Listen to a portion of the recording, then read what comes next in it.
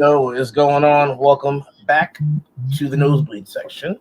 I am your host, as always, Joe A, and I am joined by a fuming Florida State fan. And Goddamn right. and Jay, what's going on, fellas? What's going on? Oh my Just god! keeping it casual, man. Just out here watching the tomfoolery unfold. It's crazy being a casual sports fan and you can just see tomfoolery in every sport every week. Ridiculous. And it's the bombastity in the audacity of all these big like conferences. Just like they say anything and it's like, oh no, that's a good justification. Like no, it's not a good justification, but nothing y'all doing, but y'all gonna do it anyway. So it's like how a team go undefeated and it's like, you lost your quarterback, you suck. Nah. Like what the like bro, please make it make sense. And homeboy went on TV and was like, well, they're a different team. It's like, AKA, without that quarterback, they suck. So, like, we're not even going to put that on TV. And it's like, they really fit to play Georgia, though, which is probably going to be way better than probably the first two playoff games. Like, Michigan, Alabama is cool, but, like, it's one of those, I'm like, oh, man. All right, we're going to get into it. We're going to get into it. As always, guys, please like, comment, subscribe, smash the like button. Check us out on YouTube, Instagram, Facebook. Give us a follow on the march to 5,000 followers on Facebook. So that anybody that would like to follow, that will definitely help. We are dangerously close to 4,900. I mean, like, we are 3 people away from 4,900 followers. So push for 5K is on 100 to go for the new year is over, or here, I should say. But yeah, let's get into it. The college selection playoff selection show, whatever you want to call it. Let's get into it. As you guys know or may not have known, so the top 4 came out. Michigan was 1, Washington was 2, Texas was 3, and Alabama was 4. Florida State was knocked to 5, leaving Ohio State at 6. No, Georgia at 6, sorry.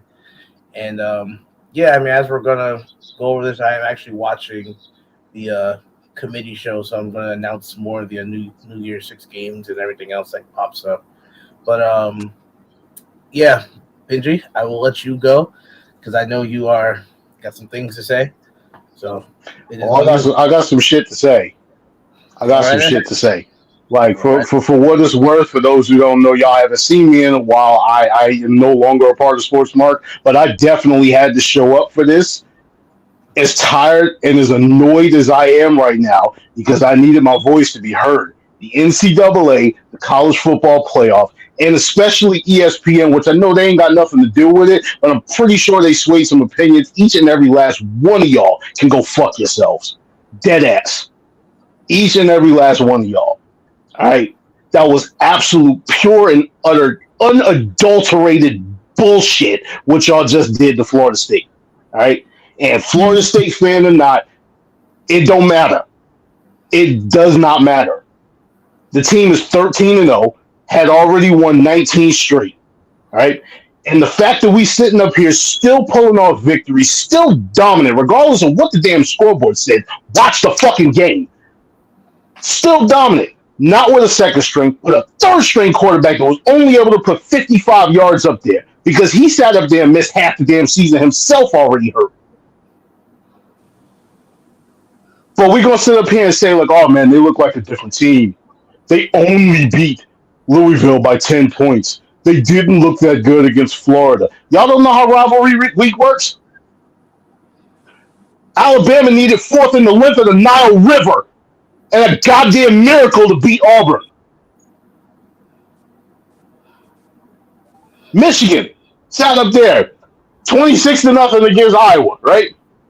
26-0 against Iowa. The way Iowa plays, Michigan should have won that game by 226. Y'all know that score that keeps coming up on Facebook or whatever, the Cumberland and Georgia Tech shit? All right? That should have been replaced by Michigan and Iowa yesterday. Washington sat up there, struggling with Oregon. Arguably should have lost the first one. Texas lost to Oklahoma. Alabama, and y'all heard me earlier. Alabama sat up there and allowed Texas to come in there, kick their dog, smash their white, put their feet on the damn table, and tell Alabama to make them a sandwich in their house. Don't tell me that my 13-0, my 8 wins against my 8 wins against bowl eligible teams, my 3-0 against the top 25 is not good enough to get into the college football playoff. Because y'all want to sit up here and serve the SEC because they're the standard. Them and their 2.5 teams, and the rest of the jobbers that's out there. Forgot ACC 6-4 against the SEC this year. Don't tell me Louisville offense wasn't good. Louisville was averaging 33 points a game this season. That all-world Florida State defense held them to 6. But this is what we doing. You gonna sit up there and tell me that the best teams wasn't there? Why wasn't Ohio State in the conversation? Ohio State was sitting up there 2-1 the entire damn season. Just flip-flopping back and forth between them and Georgia. They lost that one damn game to the team that's sitting at number 1, and yet they wasn't in the conversation today, were they? It was just Georgia. And then I don't remember the dude's name, Joe. You're sitting up there watching him. He's the second one from the right. The one that want to sit up there and jump on there. And it's crazy that I'm agreeing with Booger McFarland. Right? Because I can't stand that dude. Oh, Joey Galloway? No, he's sitting right to the right, right to Booger's left. To Booger's left? That's not Joey Galloway. I forgot his name. Unless they just swap people out or whatever. No, not the white dude. Yeah. Which one? The black dude, not the white guy. That's Joey Galloway. That's Joey Galloway. He look old as hell right now. No, I swear. No, I didn't know. That is Joey. Oh my God. Joey Galloway. Like I said, unless they switch people out or whatever, and they got somebody else up there right now, or whatever. But I'm talking about is Reese, Booger McFarland, the next Galloway. dude. That's Joey Galloway. Oh my God. All right. Anyway, he's sitting up here talking about. Oh man, I don't like the fact that the people are sitting up here saying we got an agenda when it comes to this, that, and the other. When you got to start addressing that shit on live TV, and you're a network as big as ESPN, you know it's a problem because it is true. Mm. You have your SEC bias, all right, and by all means, go ahead. The SEC, for what it's worth, when it comes to those national championships, has been the standard for the last 10 years. All right. But the fact is, they didn't deserve to be there this time. They're top 2 teams. All right. Georgia, who, for all intents and purposes, you got to give them credit. All right. They just sat up there. They was the standard for the last 2 years, national championship back to back. But you're going to sit up there and throw them into 6th because they dropped one game by 3 points to everybody's little love bug, Alabama.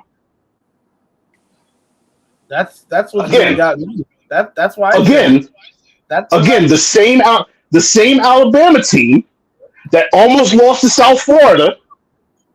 The same Alabama team that needed a miracle, sitting up there praying to God, making wishes on the Dragon Balls, finding a goddamn genie in a lamp, just to take out Auburn. That deal with the devil that they said Tom Brady made back in 2007 to get Randy Moss on the Patriots, they made the same shit in order to beat Auburn. But you're gonna sit up here and say Florida State that they don't pass the eye test. All right. I'm sitting up here and I really, like, part of me, just the fan in me, always wants to see my team play. I hate the off season because I'm not able to actually watch my boys go out there. All right. But there's a contingent of the Florida State fan base right now between the podcasters and the actual fans and everything that literally want Florida State to just deny and refuse the request for the bowl game. Refuse the invitation, I should say. Now we sitting up there supposedly playing Georgia in the Orange Bowl, but in which, for all intents and purposes, is a game that we can go out there and actually be like, all right, this is why we belong, even though it won't actually get us anywhere this year. But I'm sitting up here and I'm just like, yo, at this point, why should we? Why should we? Jared Verse, top 10 pick in the NFL draft. Keon Coleman, borderline top 10 pick because, like, after Travis went out, his production did go down. Nah, bro, That's he's probably gonna be. He's gonna at minimum. No. 15 pick if they can. The only knock on him that I hear constantly in draft circles is that he can't separate. That's it. You don't need to. Shit. Again, it's literally like him and it's Marvin Harrison, Malik Neighbors, and then him at this point. Mm-hmm. So like, and to be completely honest with you, you call it bias, and I don't see it with Neighbors over him. Neighbors is a damn good receiver, but I don't see it with Neighbors over him. It's more so the route running, and route running's at a premium now. It's more so like what the NFL is looking for in terms of skill set versus production or anything else. Coleman, to me, is like he's that Darren Waller type where he's the I'm gonna just throw it in that area and he gonna go up and get it type. So it's it's a matter of like what teams want and what teams are picking in the top 15. But yes, you're right. Verse will probably arguably a top 10 pick because we don't know how that's gonna go. But he stayed the extra year. Well, considering like the quarterbacks are gonna take over. Yes. I said, considering you don't know where the quarterbacks are gonna go and how that's gonna fall. For all we know, you can get four or five quarterbacks getting taken in the top 10 picks, which could bump him out. But arguably, yeah. I mean, I don't teams are desperate enough. Yeah, that's what I'm saying. With the way it's going, yeah. Because someone's gonna reach on McCarthy, someone's gonna reach on Bo Nix, Shit, I wasn't even thinking McCarthy. No, I'm telling you, because of McCarthy's physical tools, and it's like we haven't learned from Zach Wilson yet, so we're still making that mistake due to his physical tools. Like he's going to be a guy that NFL teams like more than a guy that's productive. The guy I think that's going to get hurt the most, no matter how well he plays, is going to be Penix because they're going to look at his injury history and be like, I don't know if I want to take ACL tears. Not to get too far off of the topic of like everything that's going on. Honestly, I nixed Penix like right off of the bat just because of the fact that my man's a lefty, and I'm looking at like him being a lefty, and and this is just me as a Giants fan. All right, our offensive line is already in shambles for the most part. The only consistent that we have on our offensive line is a healthy Andrew Thomas. And he is our left tackle. I do not want to interrupt that at all. I'm not trying to shift the line around. Like, it's already bad enough as is. Like, we're still trying to fill in holes and everything and hoping that people could pan out to turn into, what their draft position was and everything. But, like, if you bring a guy in like that, then you sit up there and you really throw chaos in there. And normally chaos is good, but not in this situation. Well, anyway, I think I'm finished ranting for the most part. I'm going back to folding my clothes or whatever. I'm still listening to y'all, but I got shit to do. Oh, man. Jay, what are your thoughts on I guess you could say the Florida State snub right now because it was crazy showing. I just don't know. Like, okay, like it's I think it's multi-layered. Like I'm looking at it from like if I'm a TV executive and I'm a marketing executive, right? We've done so much to make college football feel like a sport where there's parity and all teams can be competitive at any given moment. The problem is you have every year you have one team that gets in and they get absolutely wrecked. Like they get absolutely destroyed. Like, yo, you should not have been here. Uh-huh. So I think this is them course correcting for doing what they've done the last couple of years, where they're like, listen, we get what you guys are saying about Florida State, but without Jordan Travis, they're going to get their ass whooped. So, like, let's put in a team that we know is going to be competitive, even though they've shown that they can also get blown out. But, like, they have the label of, like, well, it's Alabama. How do we know that we're going to get blown out? So, from that perspective, I don't agree with it, but I understand the thinking. As a fan, my heart goes out to them because it's like, bro, it's literally damned if you do and damned if you don't. Like, how are you supposed to motivate any sort of college athlete right now if it's like, well, it doesn't matter because even if we win every game and we play as well as we do, we're never going to get the same limelight that the Alabamas and the Michigans and the Power Five, blue blood schools are going to get. So what's the point? So how do you motivate your team? All that being said, like, this is just the case for, unfortunately, for Florida State to leave and go to the SEC. Like, this is the penultimate case, because I guarantee you the only way that this wouldn't have happened is if somehow the schedule would have worked out where Florida State played Alabama and beat Alabama. Well, they would 2025. Yeah, but that's what I'm saying. That's the only way that this would have changed anything, because then the real question would have been like, well, how are you gonna put a team in that lost to an undefeated team over the undefeated team? Like, you can't do that. Yo, but the funny thing is, and my bad to interrupt or whatever, but they have been sitting up there arguing for. They have been sitting up there arguing for a couple of weeks, saying like, "Oh well, if you're going to sit up there and they're going to end up, Texas winning the Big 12 and Alabama if they upset Georgia in the SEC championship, we're going to put Alabama in over Texas because head to head doesn't matter." That's actually been an argument for these guys for the last couple of weeks, trying to say, "Oh, but that doesn't mean that they're the best team because they beat them." I'm like, what? What does it mean? What does the game mean then? My thing in all this is it's both. You both kind of like touched on it.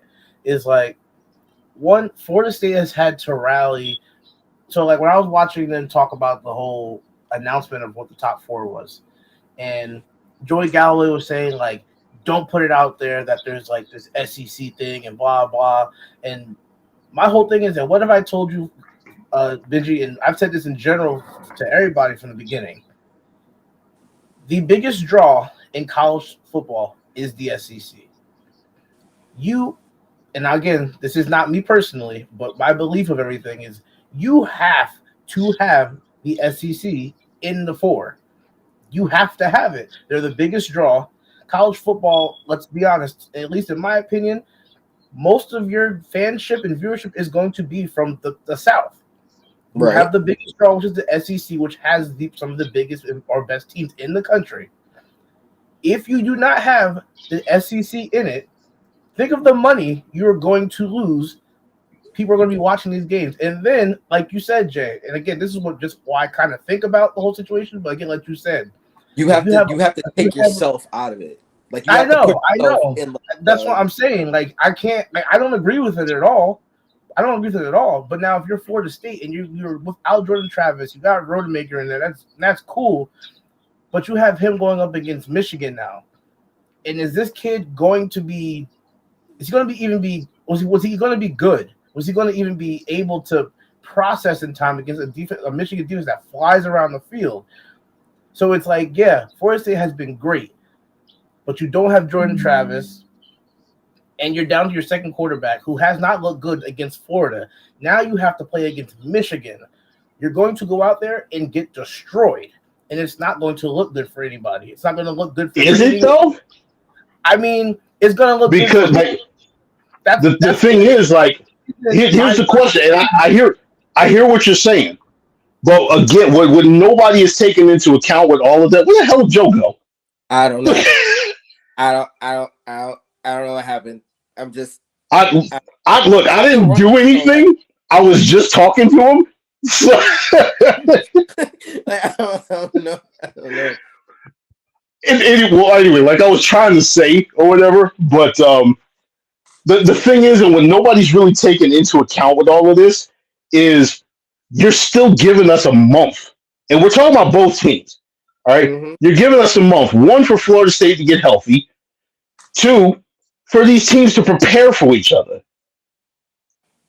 And you're talking about a month's work of reps in practice. All of this stuff is sitting up here going over the schemes and everything that this team does. And guess what? And I'm gonna sit up here and I'm gonna actually just throw some shots out there just because I can. Michigan ain't got no film on us.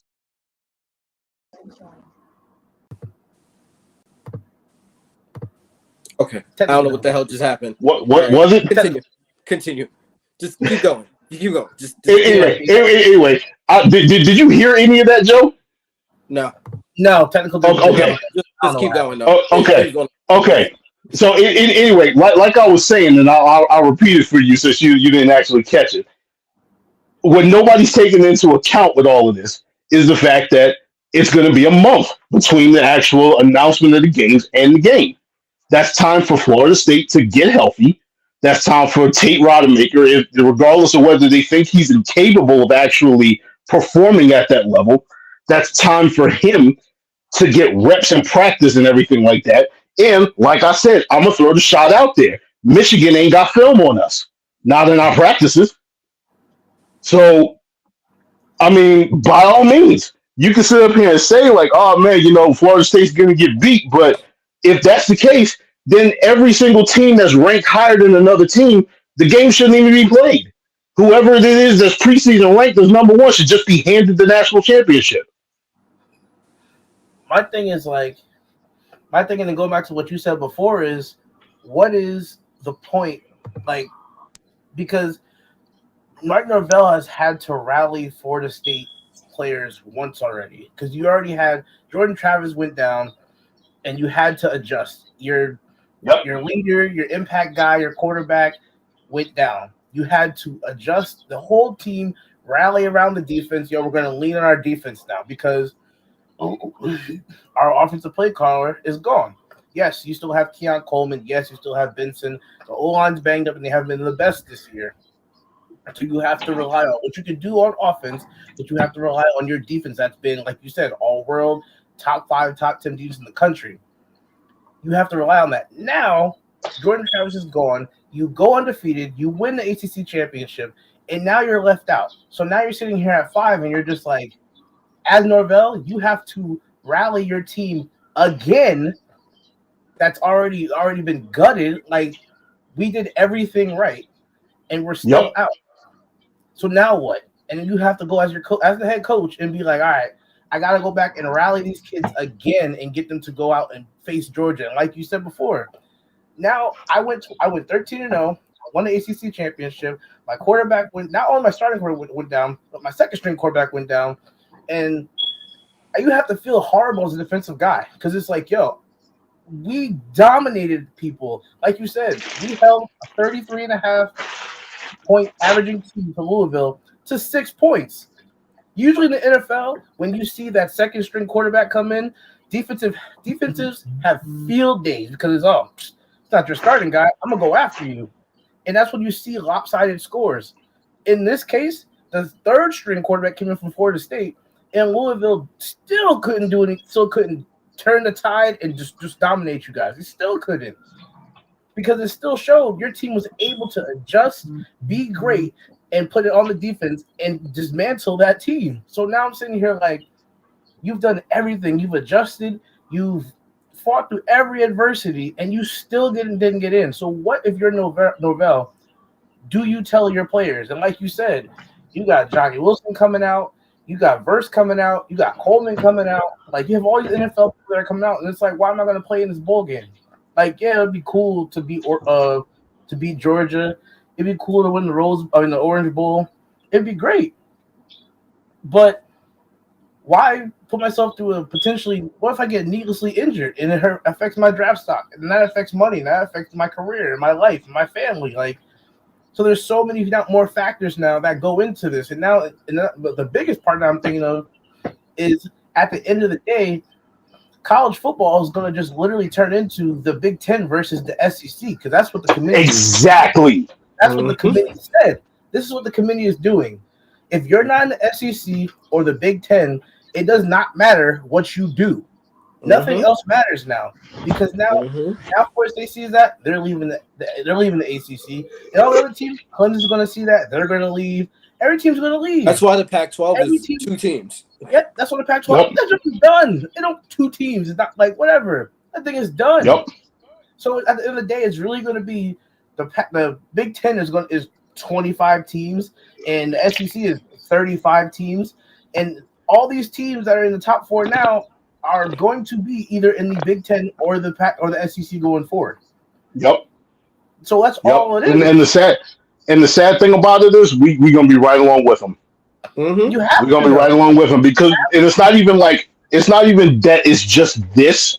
That's the problem. There's a lot of money issues and things that's going on with the ACC that that's causing Florida State to be like, all right, listen, we gonna move out of here because the money that's coming in when it comes to like when you're looking at the ACC network and all kinds of other stuff, it's not equaling up to when you got Fox taking over like the Big Ten all damn Saturday and everything like that. And from what I was hearing, again, I don't know all of this stuff. This is just me basically, regurgitating stuff that I've heard over the last couple of weeks. There's like, if I remember correctly, moving into the Big Ten would actually give us like every single year like a $500 million research grant or some craziness. And I was just like, why wouldn't you? The fuck? Why would you not do that? Like, yeah, nah. Switch that. Go. We need that money. Give me that. Like how much more attractive? Because I'm not gonna lie to you, Tallahassee is not a place I want to go to college, respectfully. So, but it's not. If I'm going into STEM and I found out that my school just got a $500 million research grant, so that it can almost definitely greenlight whatever research I want to do as a master's and a doctorate student, I'm going to Florida State. Like, there's no question. If I'm choosing between 2 schools and this school just got a $500 million research grant, I'm going to that school. So it's really not a conversation. So you're sitting up here and you're basically painting this picture, and you're saying, as the NCAA, all right, the only conferences that actually matter right now, because pretty soon the Big 12 the Big 12 is already falling off to begin with. But you're already losing Texas and Oklahoma from the Big 12. They're moving into the SEC. So, like, you're literally right now have told everyone these are the only 2 conferences that matter. And now everybody is sitting up here adjusting to that. You got, if I remember correctly, it's not, you don't hear a whole lot of noise about it because Clemson has been down this year, but Clemson is the other team that's leaving the ACC too. That's why you got your SMUs and Stanford and all of this nonsense all the way out in California talking about joining the ACC. That don't even make sense, but yeah, I've seen that. I'm like, that don't even make sense. That's a schedule is. That's what's happening though. Like, you know how crazy that's going to be for those kids, especially like at Stanford and that have to play in the ACC. You're going to leave. You got to leave California on like a Thursday. You got to go a day early. You have to go like Thursday and fly to Kentucky, be there, try to get over your jet lag on Friday, do walkthroughs, all that shit, and then go in Saturday and play that game. And then you got to leave and fly back to California. You're going to be flying back and forth almost every week if you're away. Mm-hmm. It's a California team playing in the Atlantic Coastal Conference. Yep. Wow. God forbid when they got to play Boston College and Miami in the same schedule, both on the road. That is disgusting. But this is what's happening when these conferences are getting dismantled because the NCAA, the BCS before the college football playoff, and now the college football playoff is telling you that the only 2 things that matter are being in the Big Ten or being in the SEC. That's really what it comes down to at this point. Because it's like, again, with this really spoke volumes today. And the thing is, like I've been saying to you, again, playing devil's advocate, this is not my personal feeling or opinion of it, but again, people that are going to make this the CFP, the committee, whatever, blah blah, they want the money. Let's put it like how it is. They want the money. I understand how, like, again, you were talking about Joey Galloway and everything, not saying blah blah. That it really is what it is. It's at least a part of it. The biggest draw is the biggest name and the most money makers. Like, and again, it sucks. And we talked about this before. Would this have happened? Because again, you were talking about Alabama jumping from 8 to 4, which is something we really don't really see. But again, we were saying before, would this be the same case? Would Alabama still have made the top 4 if Milroe went down? Like I said, I give you the question, Jay. You didn't hear it earlier, but I'll pose the question to you that I posed to Jay and to John and Joe earlier when we were having this conversation. Would this be the exact same situation if we're talking about 12-1 Vanderbilt versus 12-1 Alabama? Would they still have jumped us? No. No. If it's Vandy versus Alabama, like Vandy would be like, all right, that's a great season, Vandy, but like, nah, because you're Vanderbilt. They're not going to do that because then they're going to go with the more recognizable brand. The issue is y'all are. That's the problem. Nobody wants to see Vanderbilt play, and that's the problem. And that's the problem. What I'm saying is, you've basically sat up there and bastardized your own system. You basically told me that if Vanderbilt was out there and they had Alabama's exact same resume, actually went in there and beat #1 Georgia, they would not get the same consideration because they would not be looked at as one of the best teams. So if they're not looked at as one of the best teams with the exact same resume, why is Alabama looked at it? I would tend to agree because there's no way if Vanderbilt is 8, if Vanderbilt goes to SEC championship, it beats #1 Georgia. There's no way that they would jump out. There's no way they would jump Vandy from 8 to 4. It would not happen. They'd still sit up here and do some. Oh well, Georgia's won 29s or whatever, 29 straight. They've been #1 in the nation for the past 2 years, back-to-back champs. Vanderbilt caught them on a bad day. Let's put Georgia at 4. Like, I was about to say that. When they would have dropped to 4. Yeah, that's probably what would have happened. I don't believe there would have been a way that they would have put Vanderbilt in. No. So again, and that's what just sucks because Vanderbilt, Kentucky, just any of them, like any of the, like, again, there's literally only 2 brands in the SEC that makes them make such a drastic adjustment, and it's Alabama and Georgia. Because at the end of the day, if it wasn't Alabama, they were like, no, we're gonna put Georgia in this. You know what kills me more so than anything else? And granted, it is a little skewed because this is an SEC team that we're talking about. Didn't Florida at like 7-4 one year make a case to be put in? I think it was the BCS championship, and then went out there and won. You can't sit up here and tell me like, oh man, that's one of the best teams. No, they just played the best damn game. They wouldn't have been 7-4 if they were one of the best teams. This joke reminds me of when Penn State got robbed, and I was heated. It reminds me of this when Penn State won the Big Ten, still didn't get put in the top 4. Mm-hmm. Like that's like, so I know the feeling. I mean, but even then, like Penn State, we weren't even undefeated that year, but still, like it feels similar. But again, like it's just, again, I feel for those guys. I feel for the players. I feel for the whole team. I feel for Norvell too, because again, it's like, yo, what do you say to these kids to rally them to go out and play Georgia now? Because it really is just, at this point, it's like, yo, none of this shit matters. Like none of this matters. The only thing you can say is let's go prove them wrong. But even then, it's just like, is that enough? Proving them wrong doesn't do anything. If you beat Georgia, you're not sitting up here getting a bid into the college football playoff.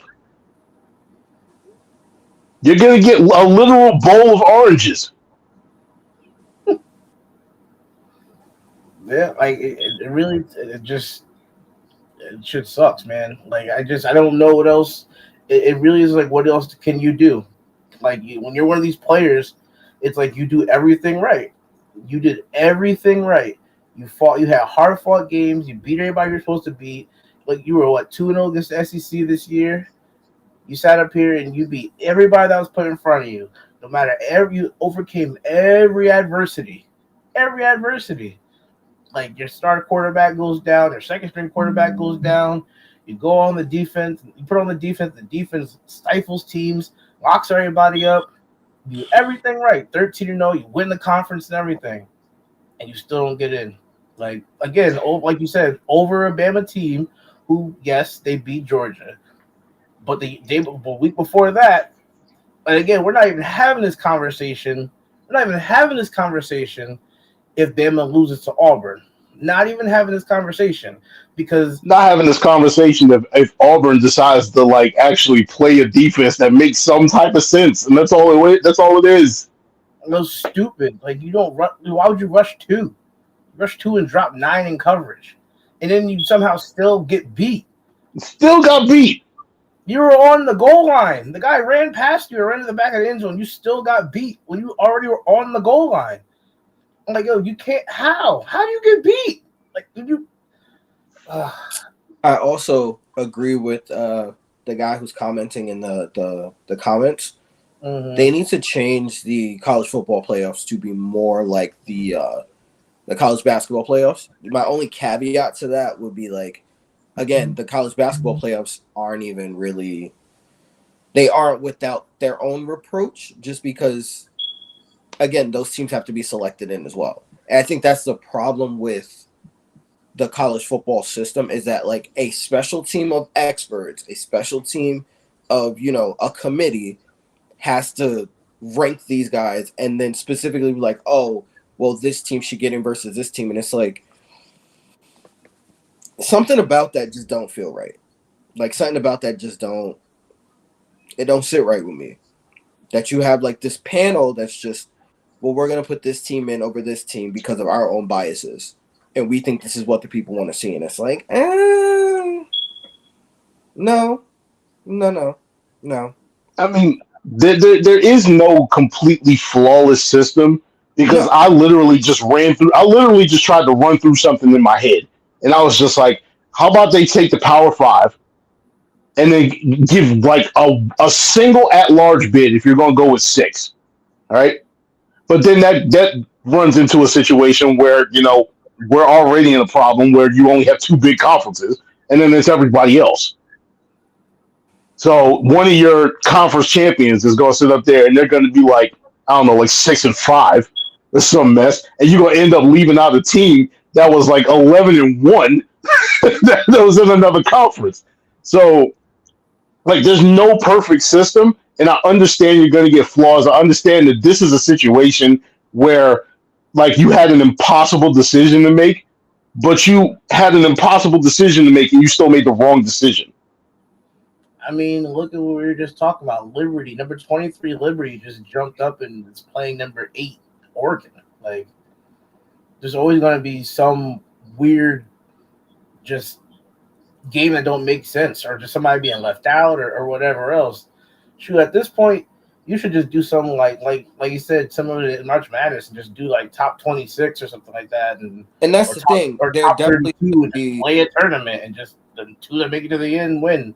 I mean, shoot. The only problem with that is, like, you're talking about kids who don't have that much experience playing that much football. One, so what's the toll it's going to take on their bodies? And then 2, that's the then goal. It starts to, that's the goal. It is. So I didn't it is, but here's the other thing.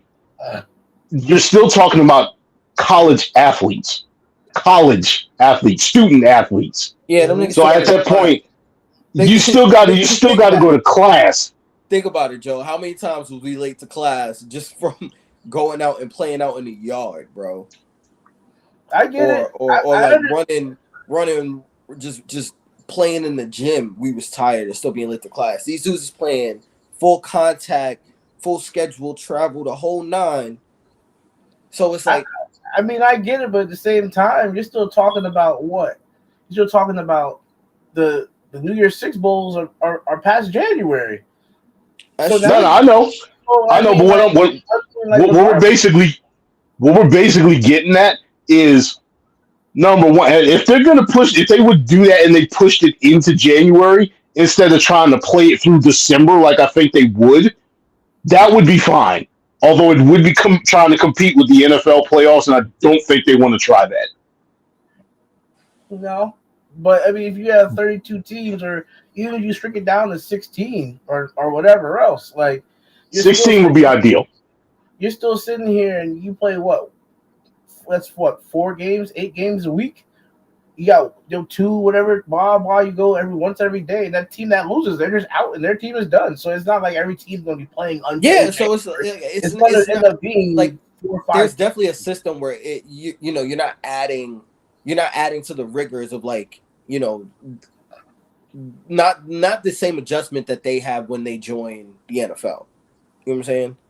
It's not the same kind of like you're playing more games.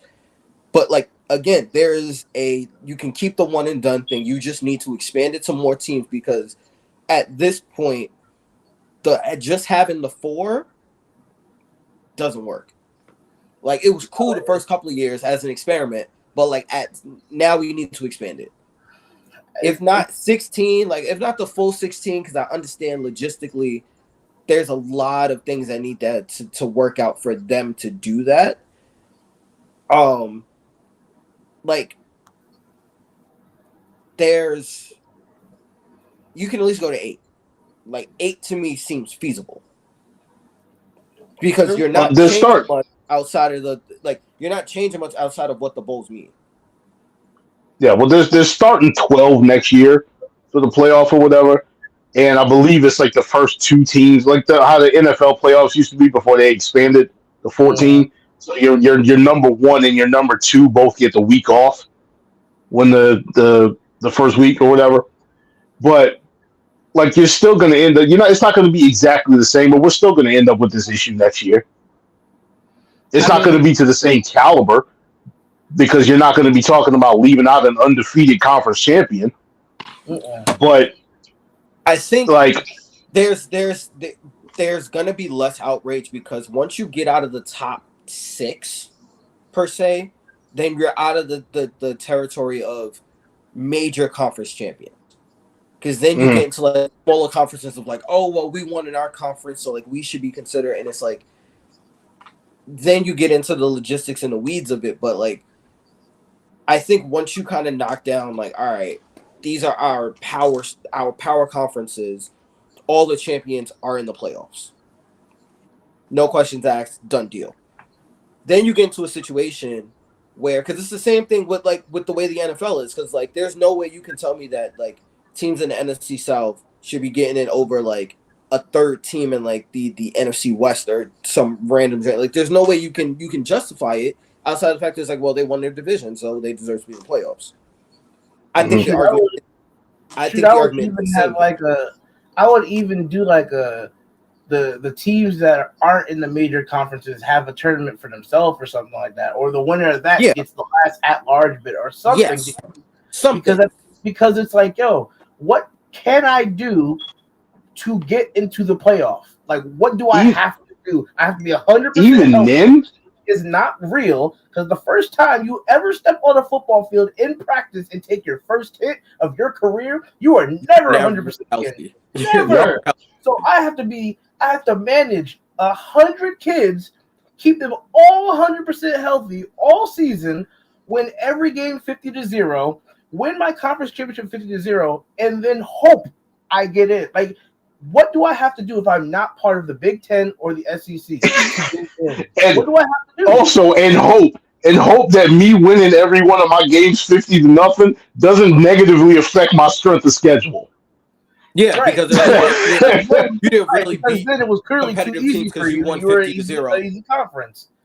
So it's like, what do I have to do? I have to. You've made it, so I have to leave my conference. So either that, or you have again your top 11 teams or whatever, or top 12, 13, whatever you want to do, and then that last team take all the teams that aren't in the Big Ten and the SEC and put them in an at-large championship, and whatever wins that gets the last spot in the major one, because your top 12 teams are going to be all SEC and Big Ten teams. Like, There's nobody else is going to be there. Yeah, like all these other what teams. what are the rankings right now? What are the rankings right now, Joe? Because I know you had them before. You still got them up? I'll pull them up.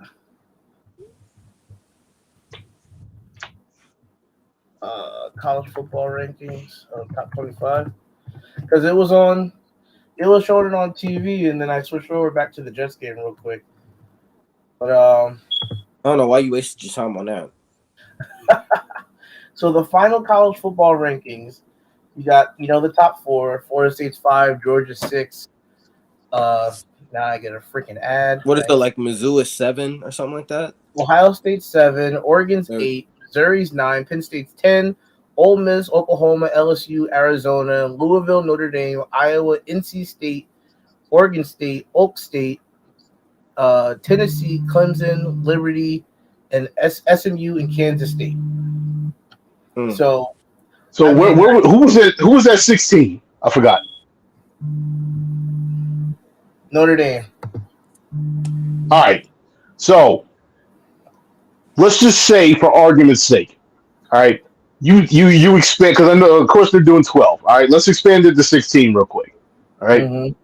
So now you got Notre Dame and Michigan as a game that would be in this playoff. Now, granted, the other matchup isn't that appealing, because then you're talking about Washington versus Louisville. But again, you got Notre Dame versus Michigan. And all of this talk that we've been talking and everything that we've been saying, and all of this stuff since the start, one thing that has been permeating through this entire thing is, what do these networks want? You going to sit up here and tell me that's not a matchup you want to see? Again, like I've been saying, I don't think that they would be deserving of it. Notre Dame got slapped by Louisville. So, well, this is my thing. Like, out of after, like, when you look at it, in your top 25, out of the top 25, how many teams up here aren't SEC or Big Ten? Mm-hmm. Or are going? That's too damn small for me to see, but yeah. Like, you got the only teams up here that aren't SEC or Big Ten are Arizona, Louisville, Notre Dame, NC State, Oregon State, Liberty, and SMU, and Kansas State. I think got 8 teams. Tennessee. So 8 teams.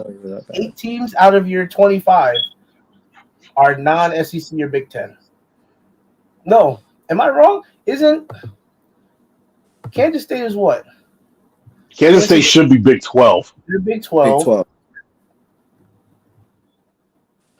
Notre Dame doesn't really have any allegiance because they're a freaking Notre Dame is like pseudo ACC.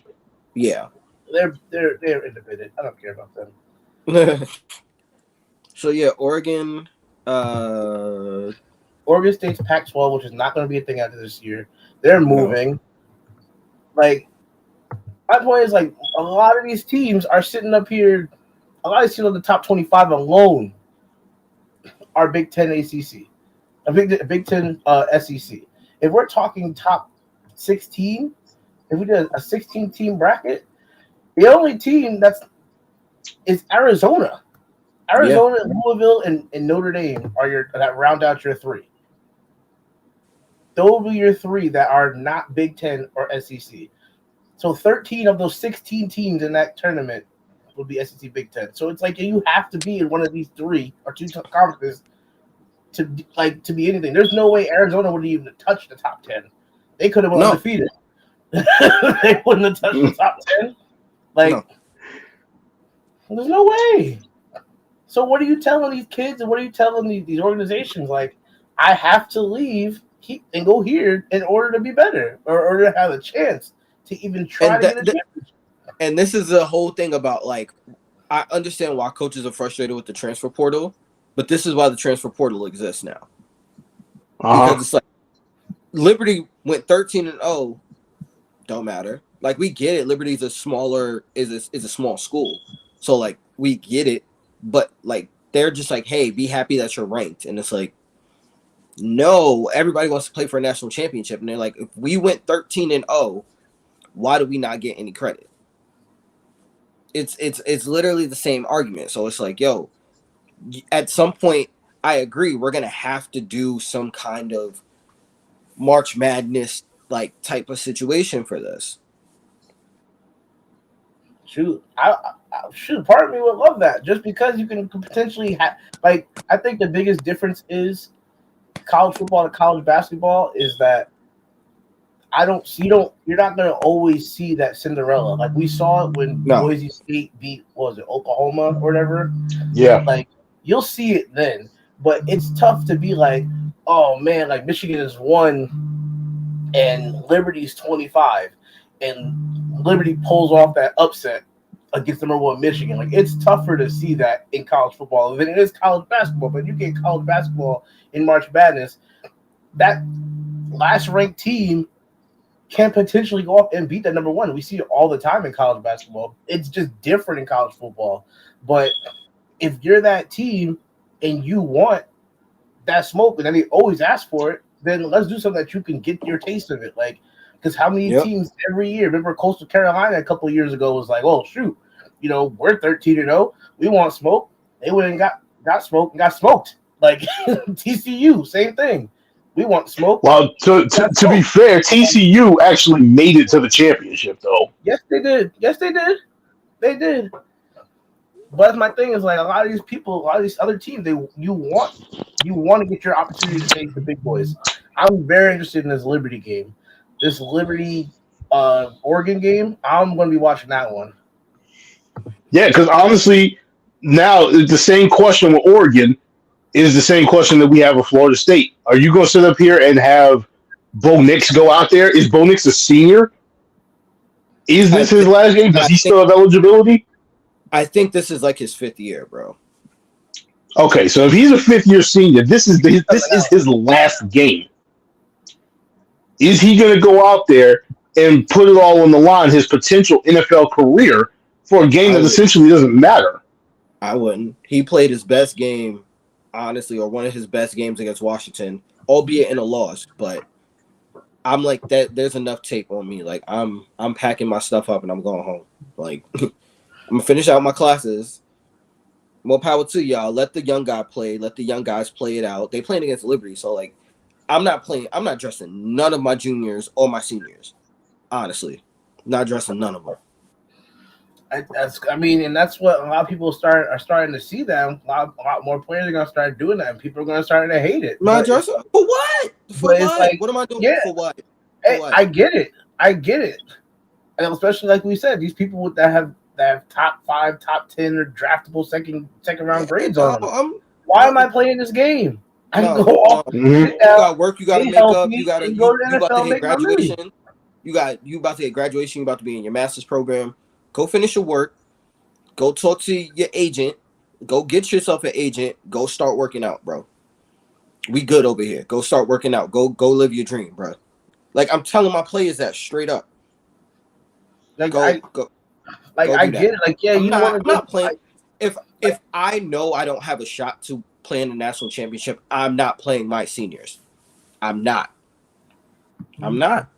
You'll get it from both sides, because you'll get the kids that want to go out on a high note. They want to go win. They want to do X, Y, Z. They want the bowl game. You're going to do that. You're going to have the other guys that are going to make that business decision. And it goes back to what we were talking about earlier with Florida State. Like now, if I'm Jared Verse, it's like, yo, like I did everything right. Like I was a defensive leader.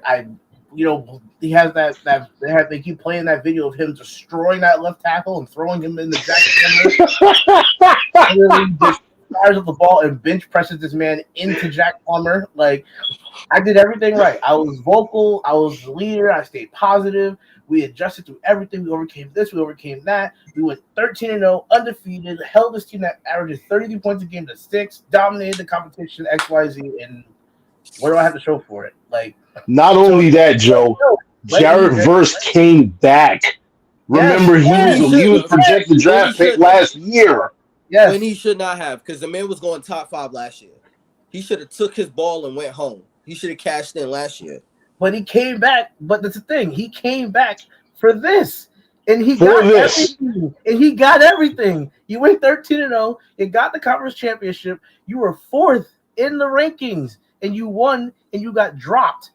Like, like you did. He came back for this. Everything set up for this. He did everything right. For what? So now, yes, I'm taking my ball and I'm going home and I'm taking my whole starting 5 with me now. Like, I'm not just me. Yep. Now I'm taking Johnny and Keon. Like, I'm taking everything now. Yes. Like, And the messed up part, and again, the messed up part is just like, all right, if the team, if Norvell gets a number of players, because again, I know you're gonna have people that are gonna sit this game out. I know, like, just looking at Keon Coleman, I know he's gonna be a guy that's gonna be like, I ain't playing. you have like, to demoralize. On the real, like, I don't like making fun of people, but like dead ass, just look at Keon Coleman. He looked like a hood dude that'll just be like, I ain't doing this shit. What, man? Listen, Like, banged up too. But what I'm basically getting at is we gonna go out there. No, we gonna go out there and put a team out there that may not necessarily be our A team. Gonna go out there, drop a game to Georgia, and then they just gonna sit up there and just be like, "Oh well, I guess you guys didn't belong in the playoffs at all anyway." What? It's a lose-lose, bro. Like, it is really a lose-lose. You're gonna go out there and you're gonna roll out either Rodemaker or Brock Glenn at this point. Play some sophomores and get them some game experience to get them ready for next year. Bro, I'm doing the same thing if I'm Georgia though. I'm doing the same thing if I'm Georgia 100%. I'm not playing my whole start in both units. Go home. Go. Yo, you're gonna have Florida State freshmen versus Georgia freshmen. Yep. Like I mean, like I said, I understand from both sides. It's like, yo, you still want to go out and be bowl champions, and you still want to go out. I get it. I get it. That's the thing. Sides. I feel like this is one of those times where, as a coach, as an AD, you got to save your players from themselves. Be like, bro, you're letting your ego and your pride be like, oh, I want to go out on top, bro. Go get your money. We've literally just been preparing you for your next job. Go prepare for your interview. You don't need to be here anymore. There's no more class. Go prepare for your interview, my boy. One thing that I honestly did not even think up, how does something like this, how does Florida State getting snubbed out of the playoff affect recruiting going forward? I was just going to say that. They've been one of the biggest recruiters in the transfer portal. Like, not even just the transfer portal. Right now, I believe Florida State has the number 3 or number 2 recruiting class out of high school in the nation. So you're sitting up here telling these kids, like, you know what? If you want to come here and you want to play for a national championship, I'm not sure you're actually going to get that. So maybe you're going to decommit and go somewhere else. Well, and then how does that shift the power balance? It'll be fine now because they're gonna just go to the SEC. So it's like they'll be all right. Yeah, by the time they gotta leave, they're gonna be in the SEC, so they're gonna be good. But I mean, these recruits don't come next year. But I'm saying these recruits, you're worried about losing. If anything, now it's like, oh well, you don't have to worry about it because we're leaving the ACC. Now, if you were worried about that, you were worried about, oh, well, you did everything right, but you're in the ACC and Clemson had a down year and XYZ, blah blah. None of that matters anymore. I'm not even just trying to say, like, I'm not even just trying to focus directly on us. I'm just using us as an example in this situation. I'm just saying, like, for the future, a team like Miami is not leaving the ACC. They ain't gonna have a choice in a while, because if y'all leave, the ACC's top teams are literally Miami, Duke, North Carolina, and Louisville, like, and Clemson. Like, but and Clemson's leaving. Your top 4 teams are North Carolina, Duke, Louisville, and who else?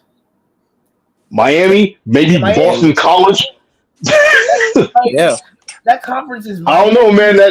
That Stanford, that tree might actually look good to top the ACC right now. But because all that happened, Like, yo, like it's this. Miami must be happy because it's like, shoot, now this junk's are ours to lose. Florida State going to leave, Clemson's leaving. Like it's between us, Notre Dame, us, NC State, North Carolina, and Duke. Like, so Miami must be happy. But what's going to happen is going to be like every other conference. It's going to be that. It's going to be like the Pac-12 and everything. Enough people going to leave, and it's just going to be like, all right, well, it's just going to fold, and it's just going to be two main conferences, and then a whole bunch of larges. Like, and and the funny thing about it is, and on the real, I'm taking this back like a decade, maybe more. I got to throw my apologies out there to Rutgers because I honestly clowned the living hell out of them when they left and went over to the Big Ten. I'm like, what the hell are y'all doing? Now I understand.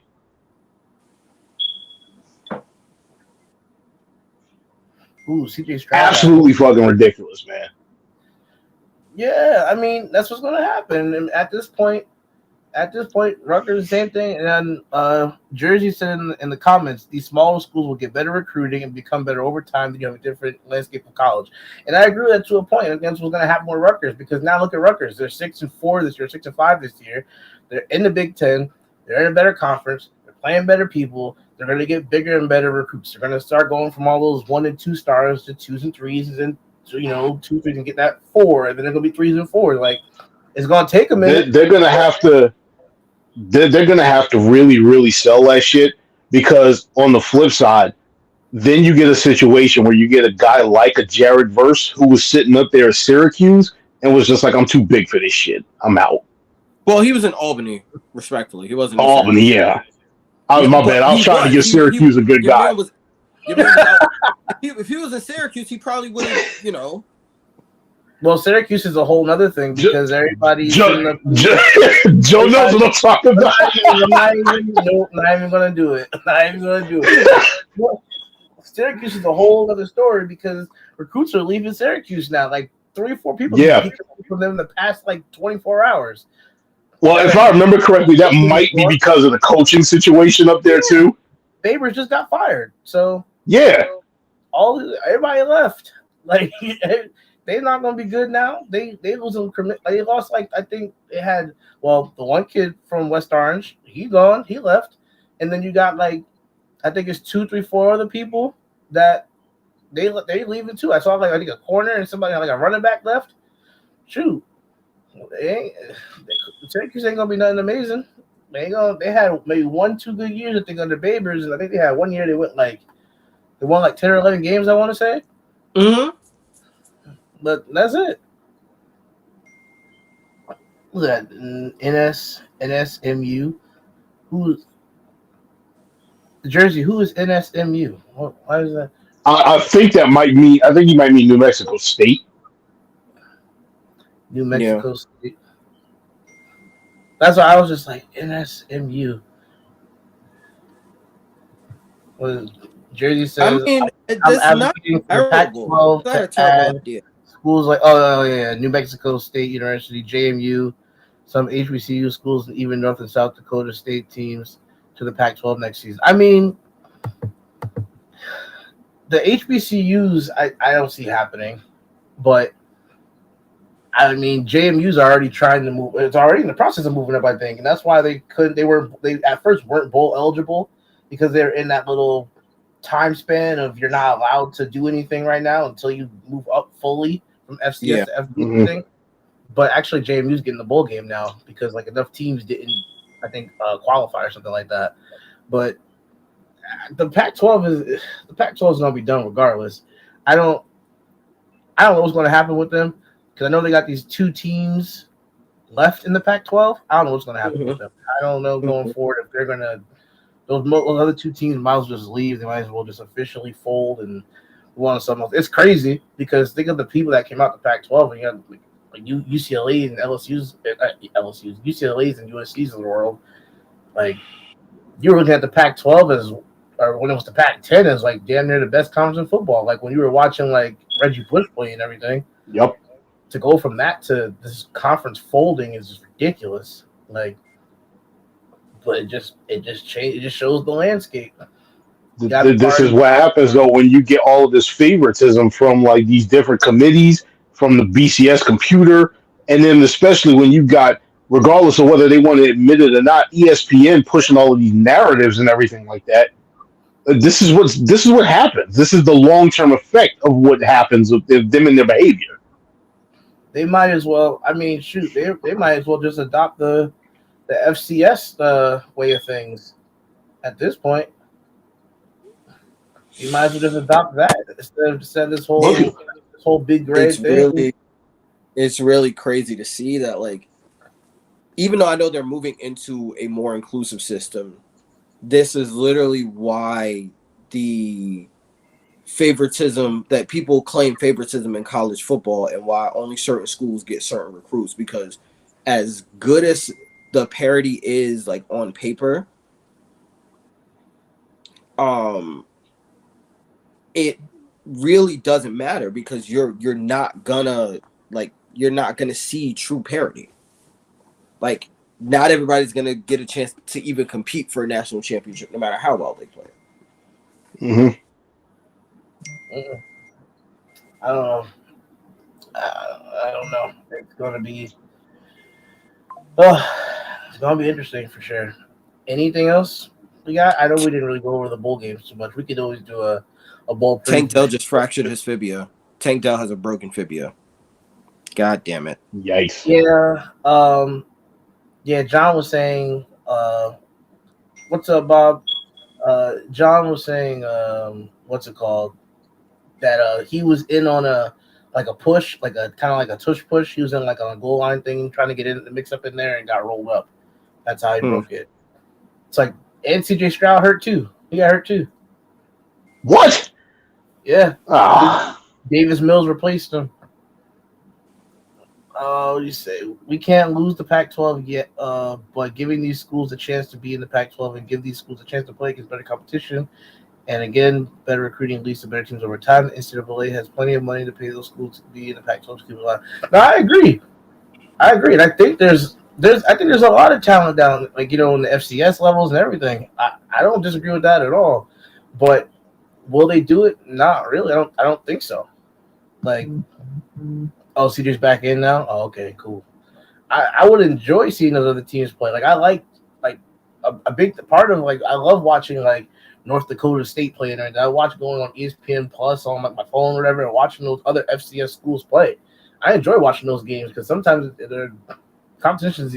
I'm not gonna say it's better, but I feel like the vibe and just the play itself is more pure college football than just football and politics. I feel like it's more just pure football of the sport. Like, so I love watching like FCS schools and watching even the D2 schools playing everything on TV. I love watching that too. But yeah, I think because it removes all the political crap. Yeah, it's just football at its purest, and that's the best part. But I think the whole thing with, like, if you were to bring up like it's tough. It's a double-edged sword to me, because if you were to go bring up like he said North Dakota State, if you were to bring up North Dakota State to, obviously I don't think they go to the Pac-12, but if you were to bring them up, I don't see it won't be the same level as to what it was. Yes, it will take time. Not now, but you have to also understand. You have to also understand, and I think that's what people don't wanna look at, is you add those teams, and it's not an immediate upgrade. Like, they may have to take a step back for a few years. That's what I'm saying. Being, the Pac-12 will still get a TV deal somewhere. Like, they'll still be on cable. People will still pay to see them. They just have to rebuild those programs or build up those programs even more. I'm trying to remember who the top two teams are. Or they're not top two, but who the two teams that stayed in the Pac-12 are. I can't remember. It is Oregon, and no, it's not Oregon. It is because they played each other. Isn't it Oregon and Washington? No, they're both leaving. No, they're both leaving. That's what I was saying before. Like, Texas, Washington, all of them, they're all leaving. That's why they were saying when Washington won the Pac-12, it was like Washington. That was the swan song for the Pac-12. Yeah, it's the swan song. They're the last Pac-12 team that's ever going to win a conference championship. Like I'm trying to remember who the only two teams are that are going to stay in the Pac-12 this year. I think it's like Oregon State and Yeah, I think it's somebody. like Oregon State or something else. I want to say it's Oregon State and somebody else. I can't remember off the top of my head. But like I said, if you want to keep the Pac-12 conference alive, yes, you could probably go down and go pay for entry for pay for 10 SEC what's it called FCS schools to come up. It's going like you said, it's going to take some time, but it's either that or you let the Pac-12 go.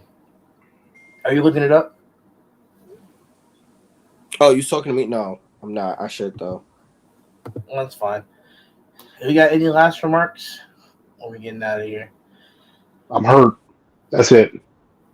I'm I taking feel my you. anger out on Spider-Man. I feel your pain.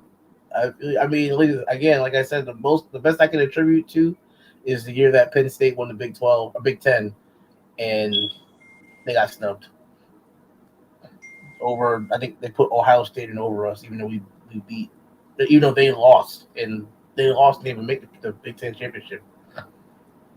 I feel you. Well, Yo, yeah. that's Okay. disrespectful. Tell me about it. Tell me about it. You Hold know I on. was. I'm trying to You know find how what two. mad I They was don't that even night. want to tell you what two schools are left.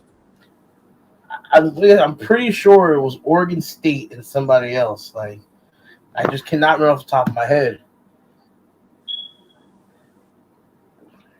Cannot remember. We'll figure Oregon it State out. and Washington State. There you go. Oregon State and Washington State, There you go. which is like kind of messed up because they're like the little brothers that just like they're just sitting at home while their big brothers go off to bigger and better things, and they're like, "Bro, really? Like, you just gonna leave us here? That's it? Yep. Like, that's what we doing? You just gonna leave us here, huh?" Because like they couldn't All right. find home. They couldn't find homes for him. Doesn't bother me when that USC game against Florida State for the ACC championship next year happens. I'm there. Yeah. I mean, for the ACC. How does it? It's You mean one of. the, When did you say the Florida you mean State goes to the the SEC SEC? championship? No, they're not going to the SEC. They haven't decided where they're going just yet. But right now, there's like a bidding war going on between the Big Ten and the SEC. Oh, okay. But Jersey, we can't Jersey leave. cleared it We up. can't leave yet. Apparently, until 2025. That's stupid. Anyway, Yeah. Jersey said Yeah. that it's the Pac-4: Stanford, Cal, Oregon State, and Washington State. I thought Stanford was leaving for the ACC already. They are. Yeah. They are. It's not next year, but they're leaving. It's 2025. I believe so. They got. I remember. I know Stanford and Cal were leaving. I don't. Like I said, I knew there was two left, but because they couldn't find anybody really to take them, to be honest. So it's like, what do you even do next year for the Pac-12 or Pac-2? What do you even do? Like, do you do like does Washington State and Washington State and Oregon State play each other one time and just be like, well, Washington State won, so they're the Pac-2 champs. Like, what do you even do? Do you even because there's still teams in the conference, so like, what do you do with it? I don't get it. Like, I don't know, man. They're gonna have an in-season tournament like the NBA. I was okay. You have four teams in it. You have four teams in the Pac-4. So, team that wins the most, I guess, is just the Pac-4 champion. Like, I think there's a I forgot what other conference. I just saw it. They have an agreement with them so that they play 6 other teams. So that's how they're gonna balance it out until they figure something. I'm guessing the Mountain West. A lot of teams have Yes. been saying it's the Mountain Yes. West. Yeah, it's gonna be Boise State and all of them. Yeah. Whatever. At that point, it's like, yo, go get Just like combine them. or something. Combine them. Yeah. Yeah, I mean, yeah, that's fine too. I was going to say, like, if BYU is still an independent, you should try to get BYU in there or something. I mean, you ain't gonna get Notre Dame. Notre Dame's going to stay independent because they still want to just be able to do what the hell they want, which is annoying. I think But it's one of those situations where like they made the playoffs on their own, so they're like, we don't really need to do it anymore. And I think that's part of the problem. Like if you would exclude Notre Dame, it's like, well, until you pick a conference, you're not eligible for the college playoffs. Then I guarantee they pick a conference. Ain't nobody gonna tell them that though. I would love Like, that. I would love that.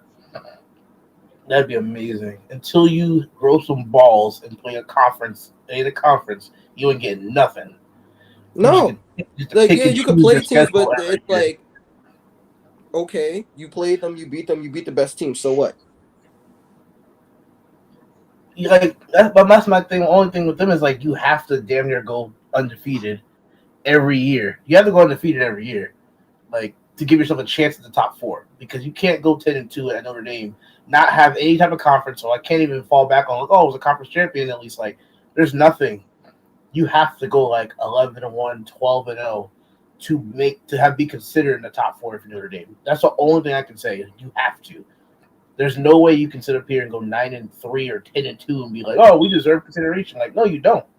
You lost games, and you don't have a conference, so you can't say you're a conference champion. You're the best of What have you done like, to deserve anything? Like, what have you right, done to nothing? right. And all the people, and then you get to pick and choose who you want to play. Like you have your little agreement with the ACC, so you play like Louisville and Duke, and now you're gonna play like Stanford and shit like that. But like, yo, get a like either join a conference or just be like, well, if we're going to be the best, we have to go beat the best. So get set up here and play Alabama one week, and then the next week go play Ohio State. Go ping pong back and forth between the Big Ten and the SEC. Mm-hmm. yeah, but the thing is, like, and again, this is gonna be a selfish thing for me to say. We set up our schedule for just that reason, and you see what happened. But again, who did y'all play that was? I hate to say it. Who did y'all play that was in the top four? Four, no, we haven't played anybody in the top four. We started against LSU; they were number five.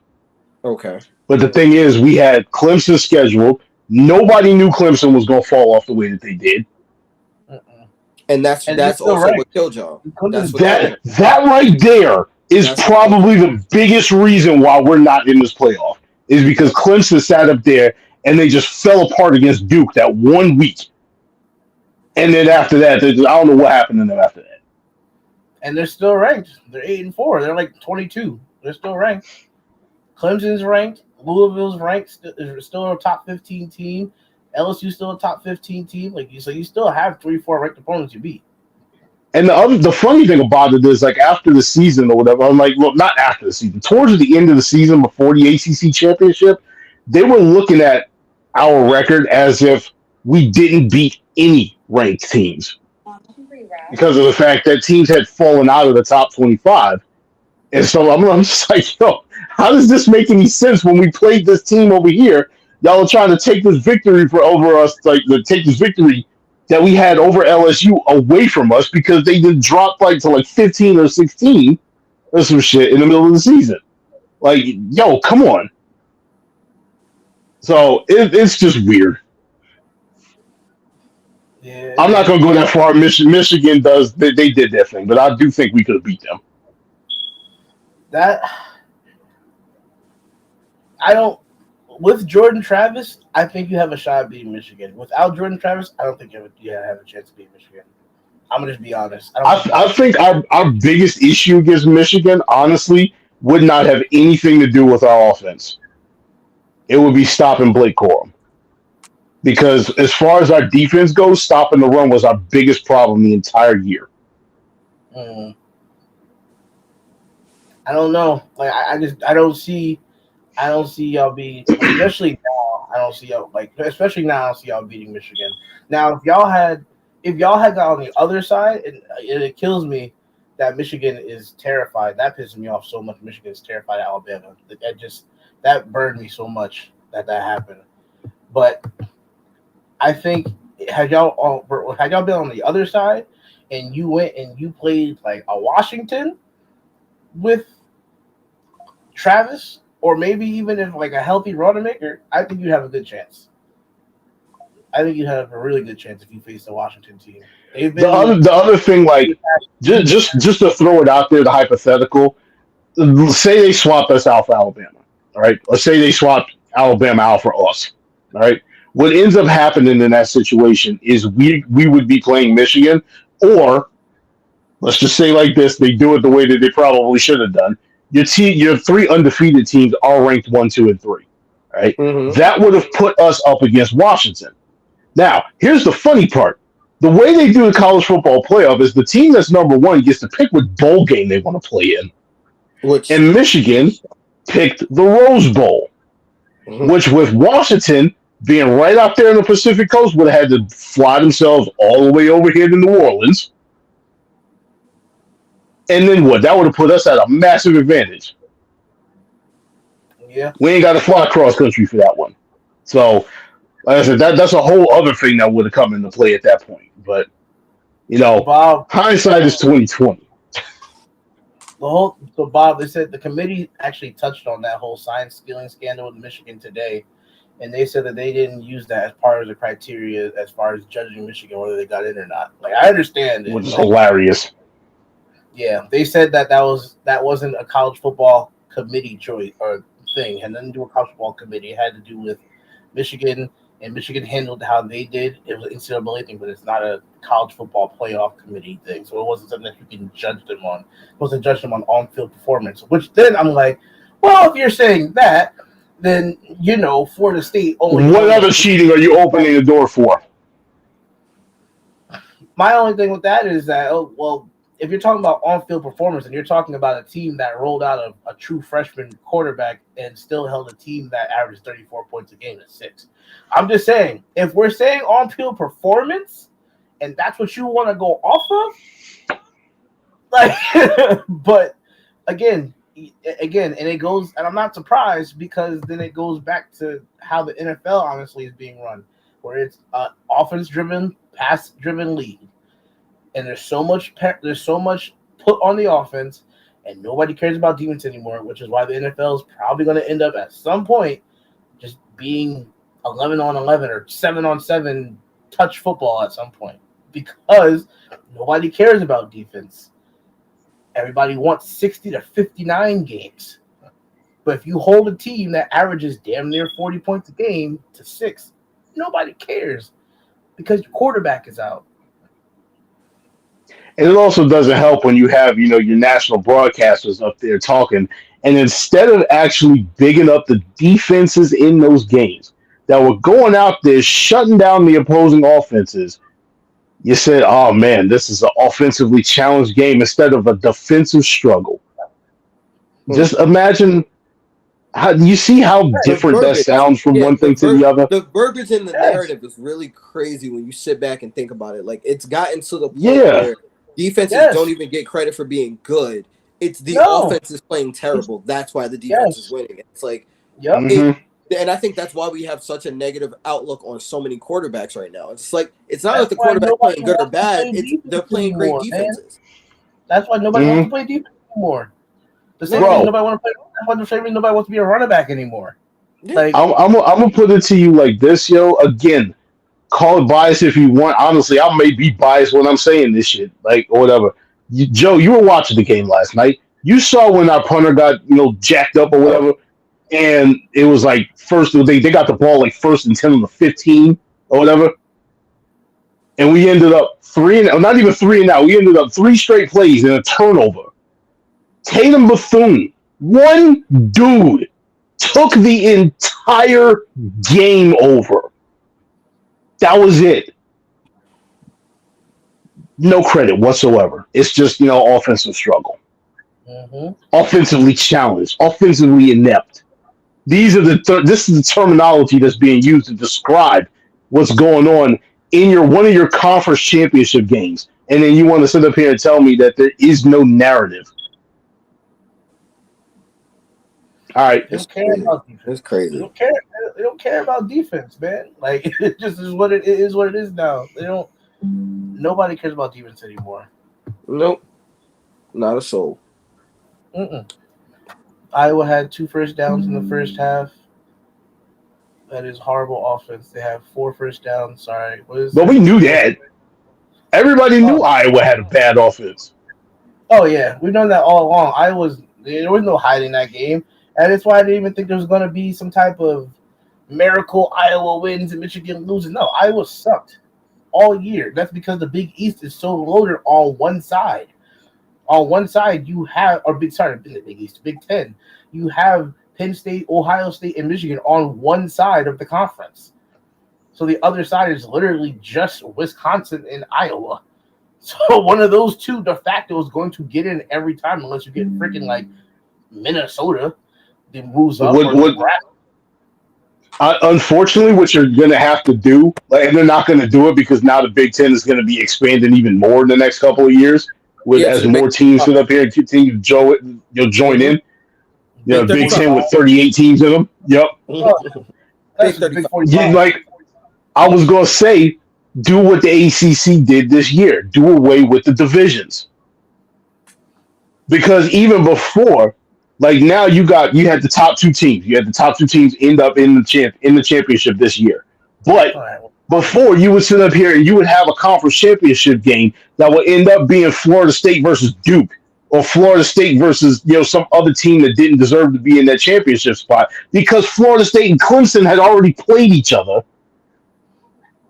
or Florida State and Miami had already played each other because Florida State and Miami were in the same division. And it's just that's what I'm saying. Do away with the division, take the top two teams in the conference and put them in the championship game. That's where I would be at with it. Because you're always going to end up with that situation because you got a conference that has three powerhouse teams in it right now. And then you know how happy I would be if I was Penn State. We moved to the other side of the conference where I'm I gotta play Purdue, Vanderbilt, and Nebraska. Like I gotta sit up here and as a Penn State fan, I have to literally come into every season knowing I have to play Michigan and Ohio State every year. Every year I have to play, and pretty much it's the way it's been going. It's gonna be a loss, so I have to live up 10-2 every year. Every year, as a Penn State fan, I have to hope that we can pull a miracle off and beat these two teams. Because if I can't beat one of them, if not two, I'm not seeing the top 4. Like every year, move me to the other side of the bracket. So I have to play Vanderbilt, Purdue, Nebraska. Like, let me play those guys, and then every year I can either be Michigan versus Penn State or Ohio State versus Penn State.